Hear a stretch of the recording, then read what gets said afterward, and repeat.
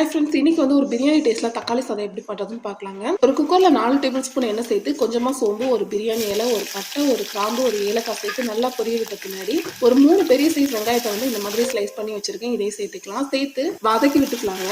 வெங்காயம் வதங்குறது கொஞ்சமாக உப்பு சேர்த்து நல்லா இந்த மாதிரி வந்து வதக்கி விட்ட பின்னாடி இதில் 2 பச்சை மிளகாய், ஒரு கொத்து கருவேப்பிலை சேர்த்து நல்லா இந்த மாதிரி வதக்கி விட்டுக்கலாம். வெங்காயம் வந்து நல்லா இந்த மாதிரி பொன்னிறமாக மாறி வந்த பின்னாடி இதில் கொஞ்சமாக இஞ்சி பூண்டு பேஸ்ட்டை சேர்த்து வதக்கி விட்ட பின்னாடி 4 பெரிய சைஸ் தக்காளி வந்து வச்சிருக்கேங்க. தக்காளி நிறைய சேர்த்தோம்னா தக்காளி சாதம் வந்து நல்லா இருக்கும். தக்காளியை சேர்த்து நல்லா இந்த மாதிரி வதக்கி விடலாங்க. கூடவே பாத்தீங்கன்னா 1 ஸ்பூன் அளவுக்கு மிளகாய் தூளுங்க. நான் வந்து என் குழந்தைக்கு கொடுக்கணுங்கிறதுக்காக காஷ்மீரி மிளகாய் தூள் வந்து சேர்த்திருக்கேன். சேர்த்து இந்த மாதிரி நல்லா கலந்து விட்டுக்கோங்க. தக்காளி வெங்காயம் வந்து இந்த மாதிரி நல்லா மசிஞ்சு வந்த பின்னாடி தேவையான அளவு தண்ணி சேர்த்து உப்பு சேர்த்து நல்லா கொதிக்க விட்டுறலாம். இந்த மாதிரி கொதி வர டைம்ல அரிசி சேர்த்துட்டு கடைசியா கொஞ்சமா கொத்தமல்லி தலை சேர்த்த பின்னாடி குக்கர் மூடி போட்டு மூடிட்டு விசில் போட்டுக்கலாங்க. 3 விசில் வச்சு எடுத்துக்கலாம். உங்க அரிசிக்கு தேவையான அளவு விசில் வச்சுக்கோங்க. ஓபன் பண்ணி பார்த்தா பாருங்க, கொஞ்சம் கூட குலையாம உதிரி உதிரியா நம்மளோட சூப்பரான தக்காளி சாதம் குக்கர்ல ரெடி ஆயிடுச்சு.